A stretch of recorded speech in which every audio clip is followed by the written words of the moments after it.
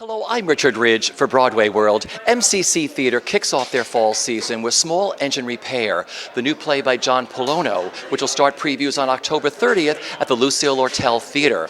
Under the direction of Joe Bonney, it will star Mr. Polono, James Badgedale, Keegan Allen, and James Ranson. And I caught up with all of them during a break in rehearsal. What's today been like for you as playwright and actor? It's exhausting. I just got in last night from LA, so I'm a little out of it. But it was great. It was a great day. They hit the ground running here at MCC. So take me back to the beginning of how you came about to write the play. Yeah, sure. I wrote a couple of years ago, loosely inspired by a crazy night of I had some friends from New Hampshire came and visited me while I was in New York City doing another play, and it got a little out of hand, and I kind of had this what-if moment of like, what if I never moved out of my hometown? And so that was sort of the impetus of it. And then, then I wrote it pretty quick, and I had some themes I felt strongly about, but more importantly, it was like the characters were really vivid to me, and they kind of told the story in a way. So what can you tell us about the play? It's these three working-class guys from Manchester, New Hampshire. They've been friends since they were like first grade, and they kind of parted ways a little bit, and then they're brought back together during this one night for really very sort of ominous circumstances. And this 19-year-old college sophomore is involved, and I don't want to give too much away, but yeah, it's very funny, very real, but also gets very intense.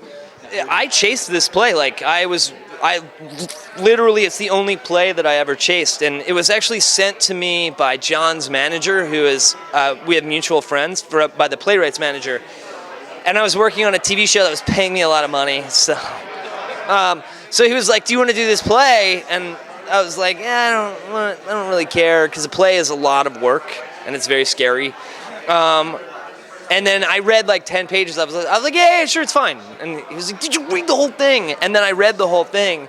I was like, okay, what do I have to do? Like, where am I? Because there's so much insanity that happens in the play that I was like, where do I sign up? I don't think it's ever this type of thing in the theater world. I have very rarely seen. Yeah, it's pretty dangerous. Talk about the role that you play so far. I play like a weed smoking sort of like ineffectual armchair philosopher with maybe some obsessive compulsive sort of traits, that he's sort of the Omega in Frank and Sueno's childhood trifecta. Yeah. The first day is always nerve-wracking. You don't know what you're doing. You're not off book. I'm not off book. When you're sitting there and you just it's a repeated series of failures. It feels like, but that's what makes theater special. And somewhere around week 2 or 3, hopefully everything gels together and those failures become successes. Because there's nothing like that first table read, is there? When you sort of hear you hear a little bit of what's going to happen. Yeah. Everyone's in the room, first time together. We had a great table read today. I'm lucky. I'm working with some really good people.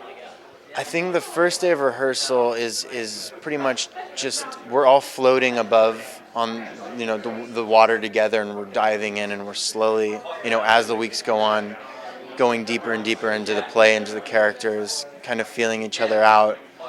And it is a thriller. It is a very serious, committed play that John's written, and we're just all kind of just standing on the balance board right now. Well, let's talk about the play. When you first read it, what went through your mind, and why did you say yes? When I first read the play, I realized I'd read it through so quickly, because it is one of those plays that your mind just, at least for me, it was so thrilling.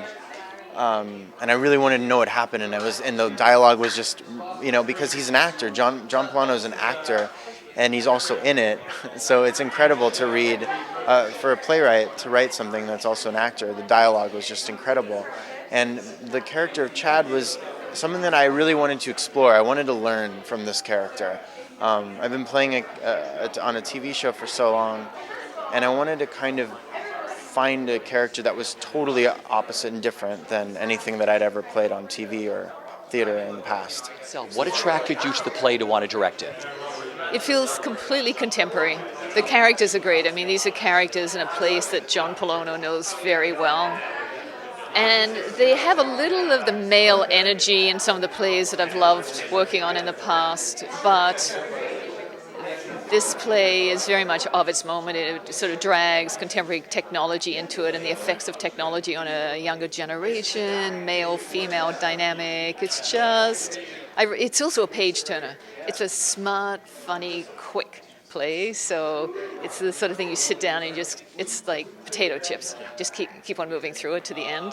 And it's a really touching end. So it's, it's everything you want in a piece of storytelling. And working at MCC, what this means to you? I've worked with MCC many times before now and always had a fantastic experience just because they're so, they sort of look, it's like a little like being in a family. They have been together for so long. They want you to feel like you're part of that too.